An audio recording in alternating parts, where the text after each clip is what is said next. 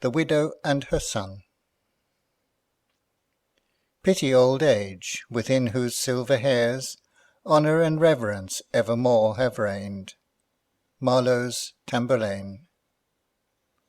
Those who are in the habit of remarking such matters must have noticed the passive quiet of an English landscape on Sunday. The clacking of the mill, the regularly recurring stroke of the flail, the din of the blacksmith's hammer, the whistling of the ploughman, the rattling of the cart, and all other sounds of rural labour are suspended. The very farm dogs bark less frequently, being less disturbed by passing travellers.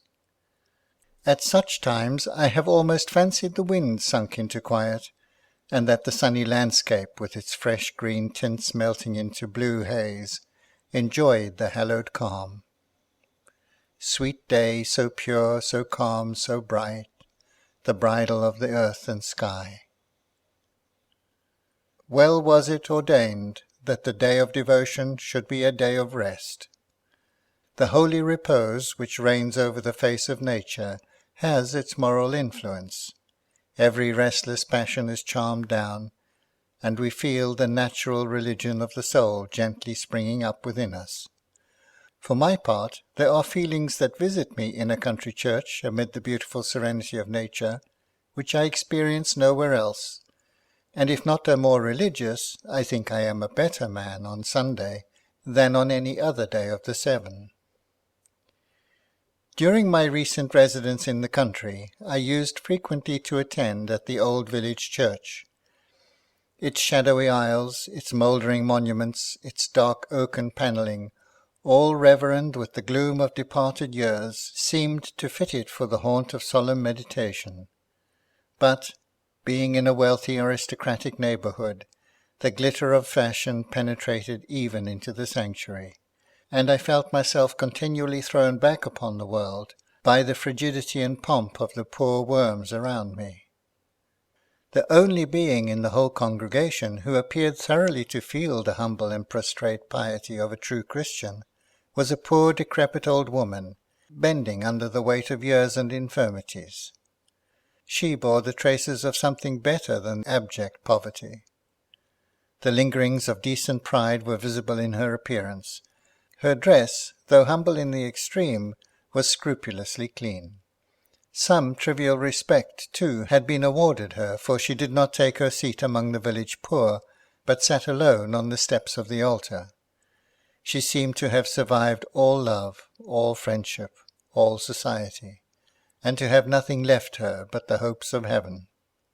When I saw her feebly rising and bending her aged form in prayer, habitually conning her prayer-book, which her palsied hand and failing eyes could not permit her to read, but which she evidently knew by heart, I felt persuaded that the faltering voice of that poor woman rose to heaven far before the responses of the clerk, the swell of the organ, or the chanting of the choir. I am fond of loitering about country churches, and this was so delightfully situated that it frequently attracted me. It stood on a knoll, round which a small stream made a beautiful bend, and then wound its way through a long reach of soft meadow scenery. The church was surrounded by yew trees, which seemed almost coeval with itself. Its tall Gothic spire shot up lightly from among them, with rooks and crows generally wheeling about it. I was seated there one still sunny morning, watching 2 labourers who were digging a grave.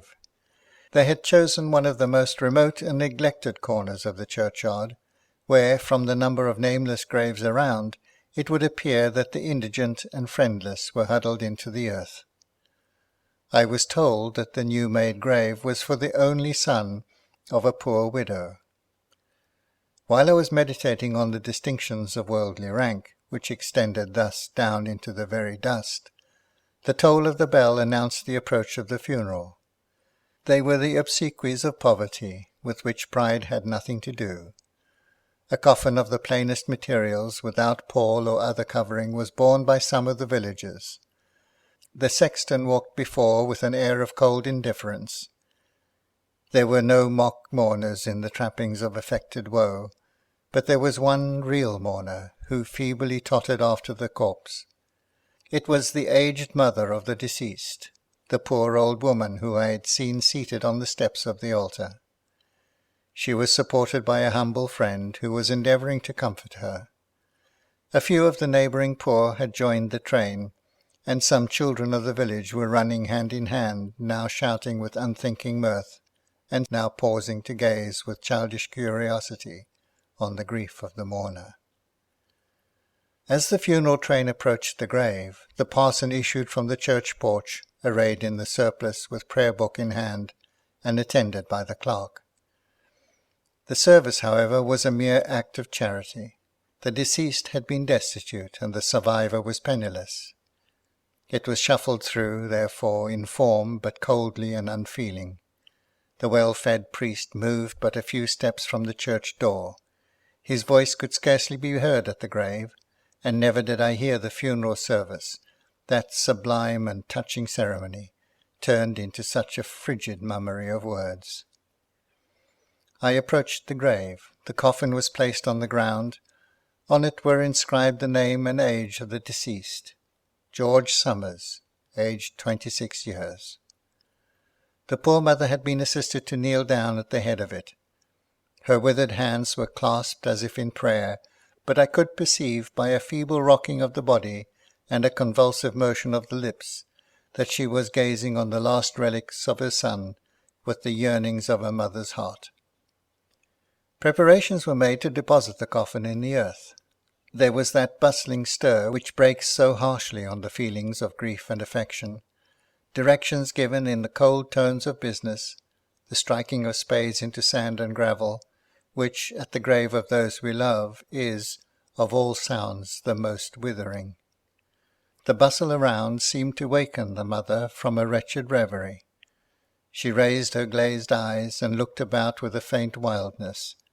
As the men approached with cords to lower the coffin into the grave, she wrung her hands and broke into an agony of grief. The poor woman who attended her took her by the arm, endeavouring to raise her from the earth, and to whisper something like consolation. Nay now, don't take it so sorely to heart."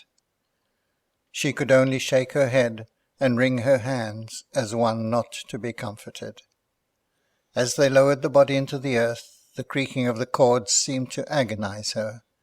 But when on some accidental obstruction there was a jostling of the coffin, all the tenderness of the mother burst forth, as if any harm could come to him who was far beyond the reach of worldly suffering. I could see no more. My heart swelled into my throat, my eyes filled with tears. I felt as if I were acting a barbarous part in standing by and gazing idly on this scene of maternal anguish. I wandered to another part of the churchyard, where I remained until the funeral train had dispersed. When I saw the mother slowly and painfully quitting the grave, leaving behind her the remains of all that was dear to her on earth, and returning to silence and destitution, my heart ached for her. What, thought I, are the distresses of the rich? They have friends to soothe, pleasures to beguile, a world to divert and dissipate their griefs. What are the sorrows of the young? Their growing minds soon close above the wound, their elastic spirits soon rise beneath the pressure, their green and ductile affections soon twine around new objects. But the sorrows of the poor, who have no outward appliances to soothe, the sorrows of the aged, with whom life at best is but a wintry day, and who can look for no aftergrowth of joy, the sorrows of a widow, aged, solitary, destitute, mourning over an only son, the last solace of her years, these are indeed sorrows which make us feel the impotency of consolation. It was some time before I left the churchyard. On my way homewards I met with the woman who had acted as comforter. She was just returning from accompanying the mother to her lonely habitation, and I drew from her some particulars connected with the affecting scene I had witnessed. The parents of the deceased had resided in the village from childhood. They had inhabited one of the neatest cottages, and by various rural occupations and the assistance of a small garden, had supported themselves creditably and comfortably, and led a happy and blameless life. They had one son who had grown up to be the staff and pride of their age. "Oh, sir," said the good woman, "he was such a comely lad, so sweet-tempered, so kind to everyone around him, so dutiful to his parents. It did one's heart good to see him on a Sunday, dressed out in his best, so tall, so straight, so cheery, supporting his old mother to church, for she was always fonder of leaning on George's arm than on her good man's. And, poor soul, she might well be proud of him, for a finer lad there was not in the country round." Unfortunately, the son was tempted, during a year of scarcity and agricultural hardship, to enter into the service of one of the small craft that plied on a neighbouring river. He had not been long in this employ when he was entrapped by a press gang, and carried off to sea. His parents received tidings of his seizure, but beyond that they could learn nothing. It was the loss of their main prop.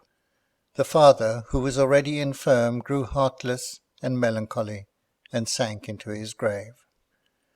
The widow, left lonely in her age and feebleness, could no longer support herself, and came upon the parish. Still there was a kind feeling towards her throughout the village, and a certain respect, as being one of the oldest inhabitants. As no one applied for the cottage in which she had passed so many happy days, she was permitted to remain in it, where she lived solitary and almost helpless. The few wants of nature were chiefly supplied from the scanty productions of her little garden, which the neighbours would now and then cultivate for her. It was but a few days before the time at which these circumstances were told me that she was gathering some vegetables for her repast, when she heard the cottage door, which faced the garden, suddenly opened. A stranger came out, and seemed to be looking eagerly and wildly around. He was dressed in seaman's clothes, was emaciated and ghastly pale, and bore the air of one broken by sickness and hardships. He saw her and hastened towards her, but his steps were faint and faltering. He sank on his knees before her and sobbed like a child. The poor woman gazed upon him with a vacant and wondering eye.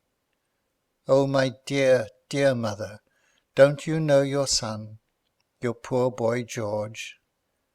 It was, indeed, the wreck of her once noble lad, who, shattered by wounds, by sickness and foreign imprisonment, had at length dragged his wasted limbs homeward to repose among the scenes of his childhood. I will not attempt to detail the particulars of such a meeting, where sorrow and joy were so completely blended. Still, he was alive. He was come home. He might yet live to comfort and cherish her old age. Nature, however, was exhausted in him, and if anything had been wanting to finish the work of fate, the desolation of his native cottage would have been sufficient. He stretched himself on the pallet on which his widowed mother had passed many a sleepless night, and he never rose from it again. The villagers, when they heard that George Somers had returned, crowded to see him, offering every comfort and assistance that their humble means afforded. He was too weak, however, to talk. He could only look his thanks. His mother was his constant attendant, and he seemed unwilling to be helped by any other hand. There is something in sickness that breaks down the pride of manhood, that softens the heart and brings it back to the feeling of infancy. Who that has languished, even in advanced life, in sickness and despondency, who that has pined on a weary bed in the neglect and loneliness of a foreign land, but has thought on the mother that looked on his childhood, that smoothed his pillow, and administered to his helplessness? Oh, there is an enduring tenderness in the love of a mother to a son that transcends all other affections of the heart. It is neither to be chilled by selfishness, nor daunted by danger, nor weakened by worthlessness, nor stifled by ingratitude. She will sacrifice every comfort to his convenience. She will surrender every pleasure to his enjoyment. She will glory in his fame and exult in his prosperity. And if misfortune overtakes him, he will be the dearer to her from misfortune. And if disgrace settle upon his name, she will still love and cherish him in spite of his disgrace. And if all the world besides cast him off, she will be all the world to him. Poor George Somers had known what it was to be in sickness and none to soothe, lonely and in prison, and none to visit him. He could not endure his mother from his sight. If she moved away, his eye would follow her. She would sit for hours by his bed, watching him as he slept. Sometimes he would start from a feverish dream and look anxiously up until he saw her bending over him, when he would take her hand, lay it on his bosom, and fall asleep with the tranquillity of a child. In this way he died. My first impulse on hearing this humble tale of affliction was to visit the cottage of the mourner and administer pecuniary assistance, and, if possible, comfort. I found, however, on inquiry, that the good feelings of the villagers had prompted them to do everything that the case admitted, and as the poor know best how to console each other's sorrows, I did not venture to intrude. The next Sunday I was at the village church, when, to my surprise, I saw the poor old woman tottering down the aisle to her accustomed seat on the steps of the altar. She had made an effort to put on something like mourning for her son, and nothing could be more touching than this struggle between pious affection and utter poverty. A black ribbon or so, a faded black handkerchief, and one or two more such humble attempts to express by outward signs that grief which passes show. When I looked around upon the storied monuments, the stately hatchments, the cold marble pomp with which grandeur mourned magnificently over departed pride, and turned to this poor widow, bowed down by age and sorrow at the altar of her God, and offering up the prayers and praises of a pious, though a broken heart, I felt that this living monument of real grief was worth them all. I related her story to some of the wealthy members of the congregation, and they were moved by it. They exerted themselves to render her situation more comfortable, and to lighten her afflictions. It was, however, but smoothing a few steps to the grave. In the course of a Sunday or two after, she was missed from her usual seat at church, and before I left the neighbourhood I heard, with a feeling of satisfaction, that she had quietly breathed her last, and had gone to rejoin those she loved, in that world where sorrow is never known, and friends are never parted.